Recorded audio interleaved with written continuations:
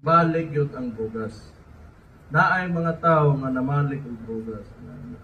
It's not because wala na to gibuhat atong trabaho, but we cannot simply close our borders dire aning Davao. Kung napatay border control dire, okay raman.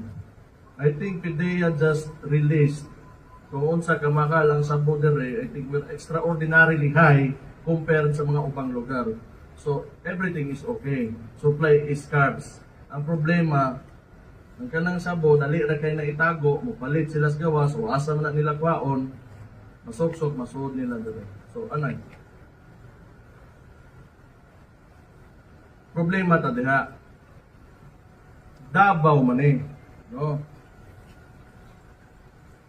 Pag kana ganing istorya ha, hardline yun ta diha. Dili yun ta mo sugot, ana. Dili yun ta mo allow. Balik-balik naman siya. Kabulo ko sumol na kayo ni paminawon. Balik-balik naman So, di yun ta mo allow. Na mga bata, inosente, mga teenager, o mga pamilya, masudlan anang butanga, mga guba ang utok, madaot, onya. So,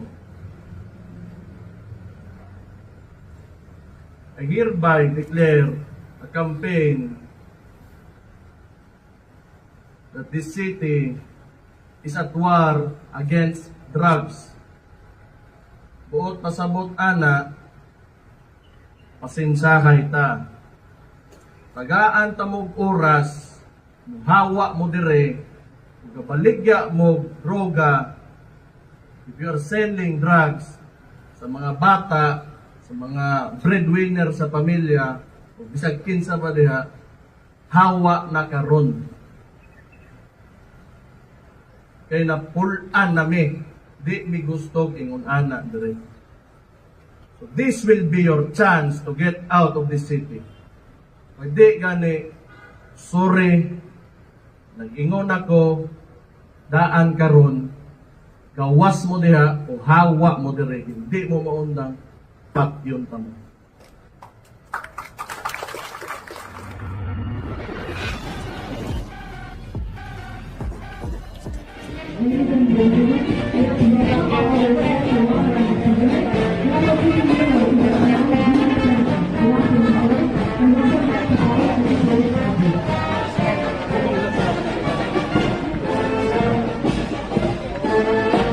Supported and dynamic City Mayor of Davao City, Mayor Sebastian C. Duterte.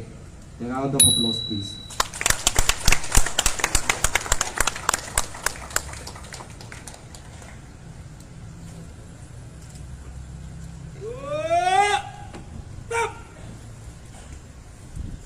Please sit down. Thank you.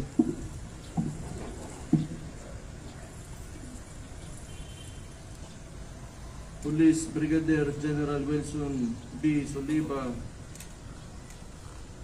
outgoing City Director Police Colonel Alberto Panyalupas, incoming City Director Police Colonel Richard P. Patang, Police Lieutenant Colonel J.G. Clamor, Police Colonel Gilbert C. Ilagan, Councilor Luna Acosta, Mr. Angel Sumagaysay, Colonel Darin Comea, fellow workers in government, o sa atuan tanan dere, may hapon sa inyohan tanan.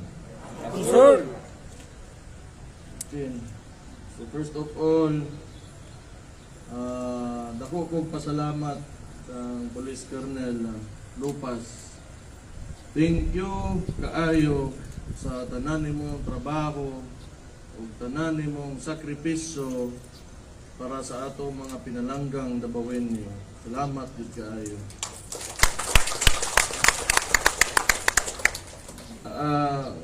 Amigo ta, okay, nga makitaan ko nimo diha sa masugatan ko nimo, storya ako, amigo ta, gusto ka mangita kag kastorya, naalam ko para nimo.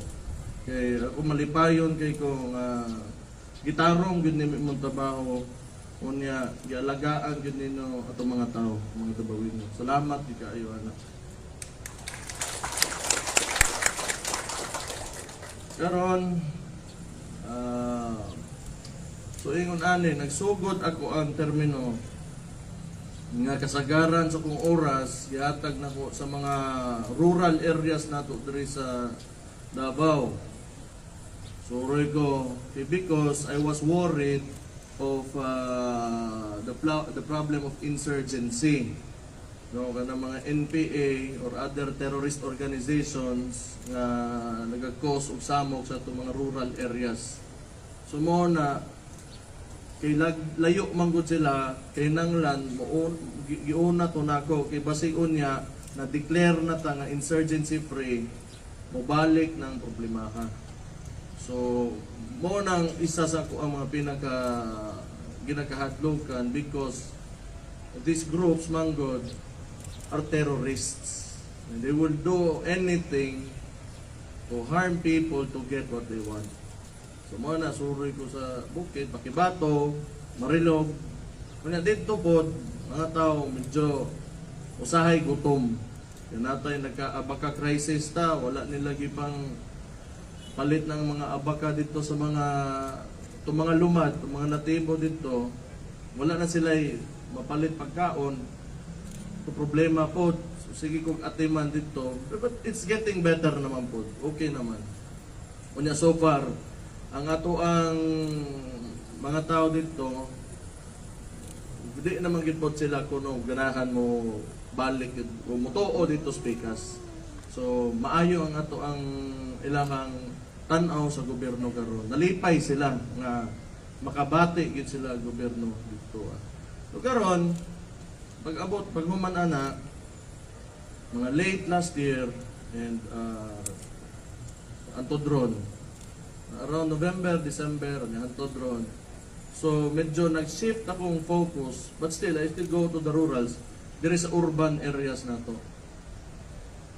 Ang problema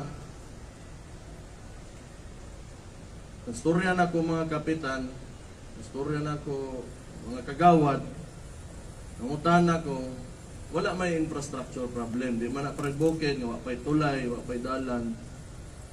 Ang observation yun nila, ning balik yun ang drugas.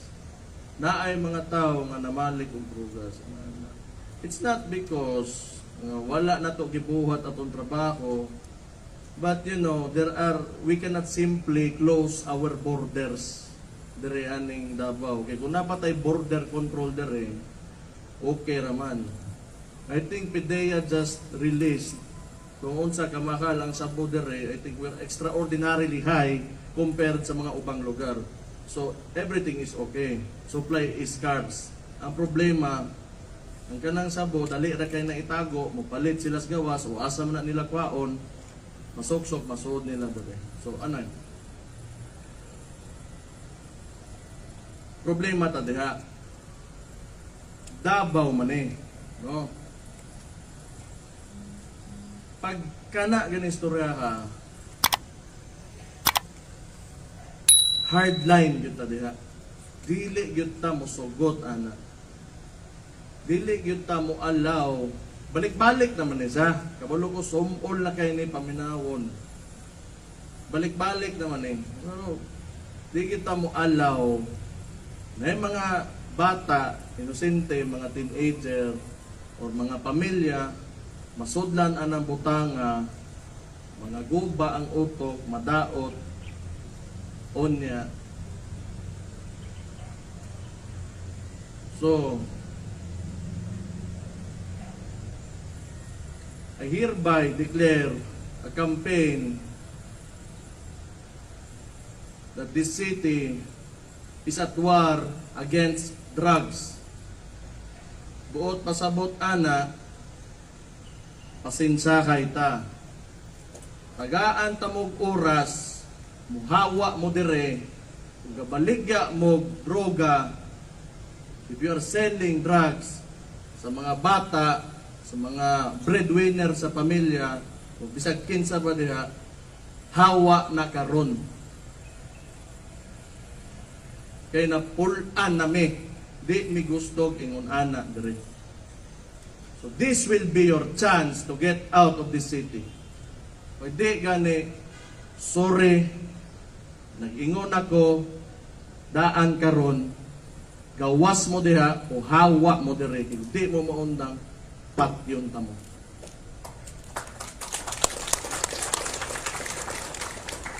Di mauna, because I have gathered enough information kani sa mga densely populated barangays na to, and I have the data.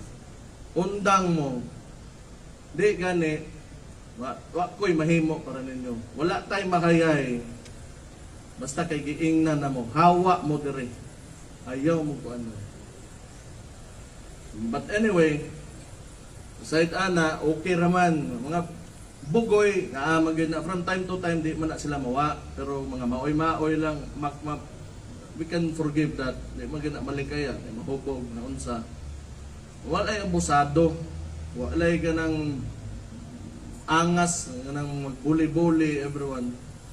Okay na na. Labi na kung kita nasa serbisyo, politiko, polis, sundalo, best behavior kita while out on the public, nata sa publiko.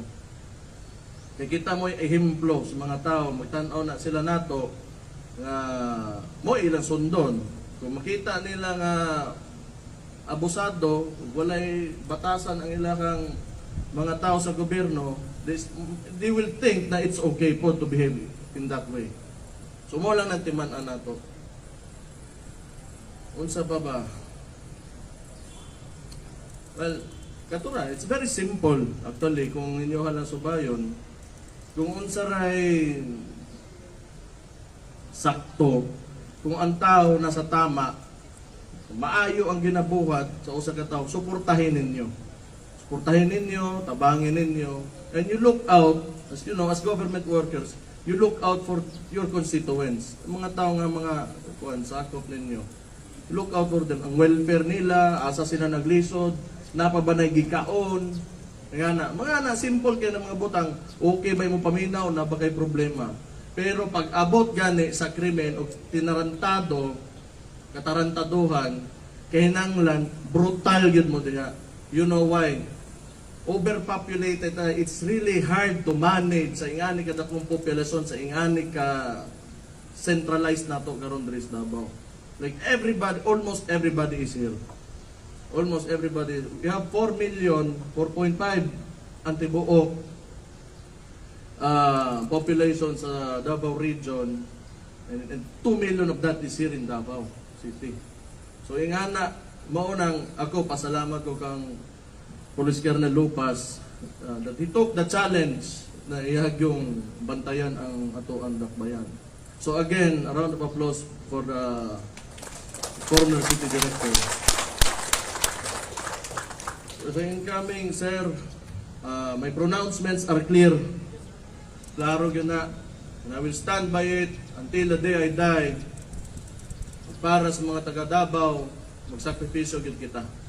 Maura yun na. Kung gusto ninyo nga muasenso pata, musaka pata, o mulabaw pata sa asa tagaron, sakripisyo. Kaya kung dili kita ang magsakripisyo, ang masakripisyo ang mga tao.